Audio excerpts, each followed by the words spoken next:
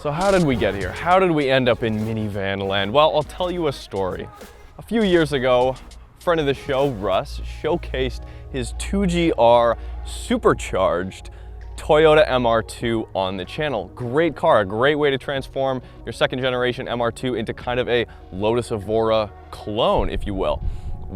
How did that lead me here? Okay, well, under the hood of this 2015 Toyota Sienna, ignore the scissor doors for now, is a 2GR V6, the same V6 essentially as was in Russ's car. Now, this one is also supercharged, but instead of a roots blower, it's got an HKS centrifugal supercharger on it, so it's not just all flashy looks.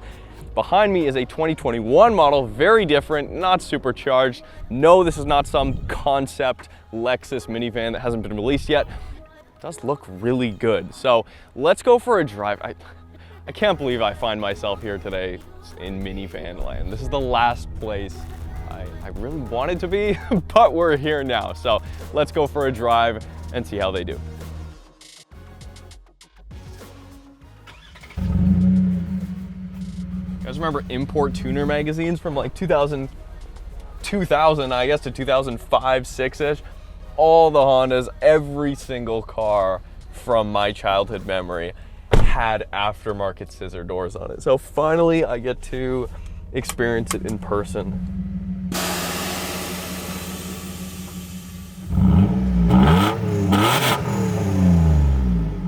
Okay, you guys, well, here we are, 2015 Toyota Sienna. This is the last car I thought I'd ever review for you guys. This is a really cool car owned by Mainthan. He's owned the car since brand new, and as you guys can see, it's been completely transformed, including the most important part, pretty much, 99% of the reason why I came out here today, and that is, of course, the centrifugal supercharger on the 2GR V6, which should be pretty fun. Back when these came out, this was absolutely one of the most powerful and quickest naturally aspirated minivans period here in North America. What it looked like the beginning of a horsepower war in the minivan space. Luckily for us and everybody else and your wallet, it didn't turn into a horsepower war. That's not what it turned into. So actually, in comparison, this 2015 to the 2021, stock for stock, 266 horsepower for this model here. The later facelift model, 2GRs, a little bit more horsepower, right around 300 horsepower naturally aspirated, whereas the 2021 model actually has less power. When does that happen? When does the manufacturer say, hey, we're bringing out a new model year, it's completely different, new design, everything, but there's less power. So there's about 250 horsepower in the new 2021. Oh, that's gonna be so annoying. Oh, I don't know. How do you drive with a chandelier?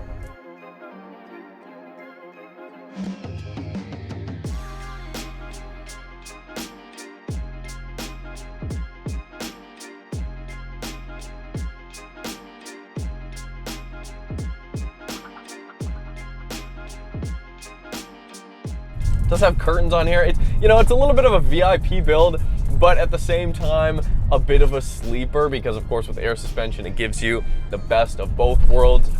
You can roll around. Still, relative comfort. This feels relatively stock. It doesn't feel as compliant as I would expect a stock Sienna to drive. Now, I haven't driven a stock Sienna.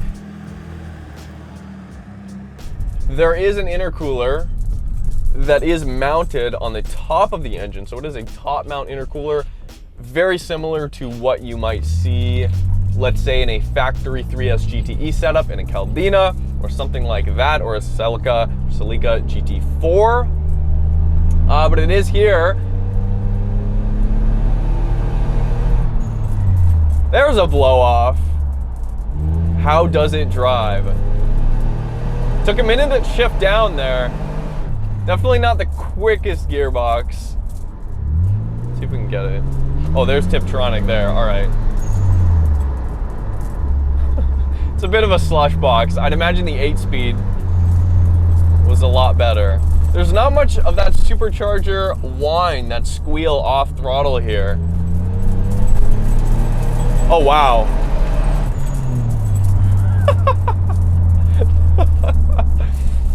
It's way quicker than a Sienna should be.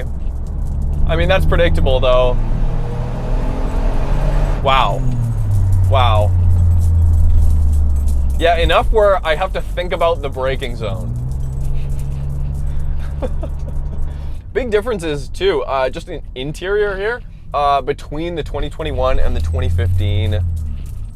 The 2021 absolutely seems to have a lot more room up front, a lot more tech. I don't know if there's actually more tech, but visually speaking, the owner of that car also, Felix, has done a few modifications. He's got a couple carbon fiber bits around there, but there's a huge under tray storage there. Very kind of Ford Transit van-esque in here. It's not, absolutely not to the level of some of the JDM cars I've driven, JDM vans, sorry, in terms of luxury, but it's a North American Sienna. We definitely have a different market. It does, however, have the two rear seats. The middle row have these nice ankle supports there, footrests that kind of slide up.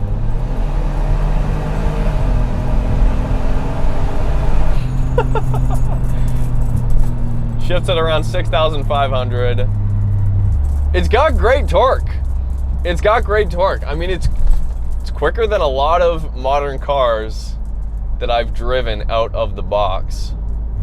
I mean, the MR2 sounded nicer, I'll give it that. The MR2 2GR absolutely sounded nicer. It's just amazing the different applications that Toyota was able to put an engine like this in. I mean, even the Lotus Evora uses effectively the same supercharged 2GR V6 as was in Russ's MR2, and he plucked that right out of a RAV4, I believe, right? And you can modify those, that you can get cams, everything like that. You can tune them. Now, this is an Hks Supercharger Kit. It was originally made for a Velfire, which is the best minivan name. If there was false advertising, if I had to call out false advertising in the automotive world, that would be it. Get yourself a Velfire now. Velfire, to hell and back with the Velfire. And then they pull up in a minivan. But hey, Japan, competition's high, go for it, right? So the Supercharger, made for that engine, but it's the same engine, basically the same engine compartment as well in terms of just strictly talking about space. So there have been some custom modifications that have been done, but for the time being, this is running on the factory ECU. So it's quick, and it's still, it's on the conservative side of things because we're dealing with the factory Sienna ECU just playing within its own timing thresholds and thresholds of everything else in terms of just keeping everything at a safe level. So we're guessing this is probably around 6 or 7 PSI just from the get-go. Of course, you could change that with a pulley, but then you're playing with fire.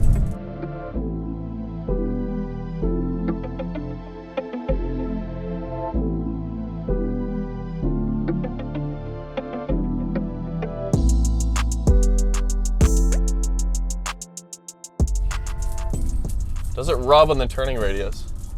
Full lock. Wow.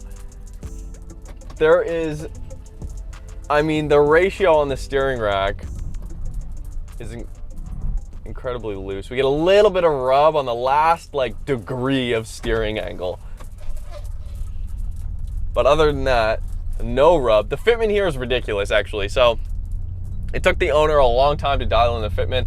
And of course, with the minivan, the rear doors cut across the rear wheel and cover it up. So you have to take into consideration, it's a whole other thing that I hadn't even thought of. You have to take into consideration the clearance. Of course, naturally, just from an engineering standpoint for the factory, the engineers have done that already and got it as close as they're willing to with the factory wheel and tire specs in terms of their clearance with the fender and the door when the door slides back. But now, if you want to air down, of course, you gotta have the rim of the wheel. You gotta have the fender sit in between the lip of the wheel itself and the stretched tire. That's the look, and that's the goal. It's a game I don't play. It's a game I don't really have an interest in playing. I know a lot of people love that, but this things like this that I had never taken into consideration. But when the owner first pulled back the door, the sliding door back there, ridiculous moment. It is a millimeter or less away from the current wheel and tire setup.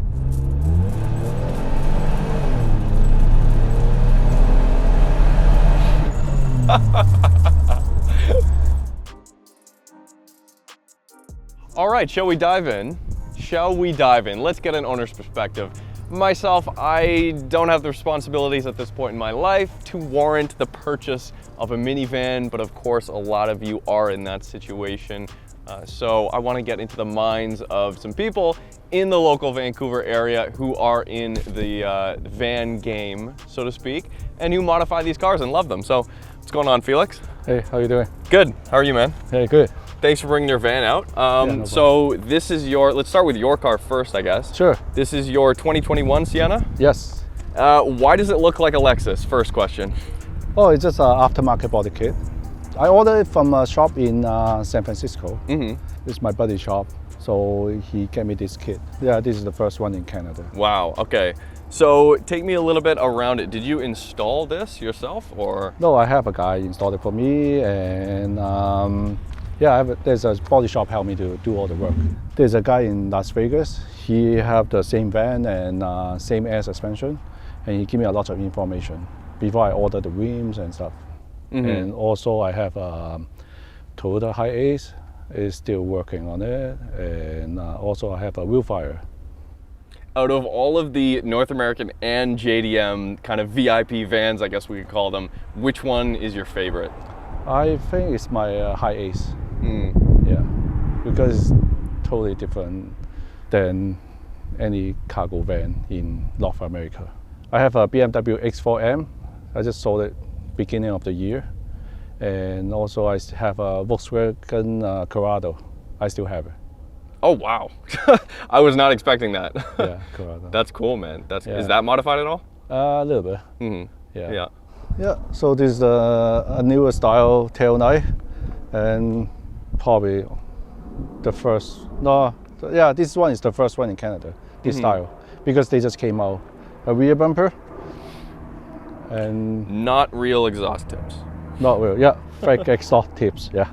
And yeah, basically that's it. And then I have 2 massage chair coming. It's not here yet, yeah. Wow. Will be coming next month. And yeah, basically that's it. I drive a lot every day, so the hybrid is good for me because I drive way too much, yeah. Yeah. Yeah. Only thing is Sienna, you can fit wider rims, right? Compared Honda and Nissan. Also the suspension. Yeah. So you look at my one is more camber at the back, right? Yeah. Oh yeah. Wow. I didn't really notice that. Yeah. This one is no camber. Right. So this back here is just kind of factory suspension geometry, but then you air it down and it naturally camber squats out like that. Yes, that's right. Yeah. Wow. For people modify van, it's really small community. So it's only few people they making parts for the minivan, right? And otherwise you have to custom make it. Like my Elgram, I spend a lot of time and money just for custom make it because they don't make any parts for the Nissan Quest. So everything has to be custom make it. Yeah, from the body kit to suspension, everything. What do people think when they see, what are people's general first reactions when they see a car or vans like this or any of your vans? Oh, they always say, oh my God, this is nice. Yeah, people always say that to me every day. Yeah. Just gotta feel good. Feel good, yeah.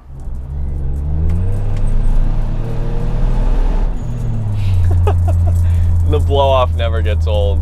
Thanks guys so much for watching. Follow me on Instagram if you want to see what I'm shooting on a day-to-day basis. I will put the owner's links in the description and subscribe if you haven't already. See you guys soon.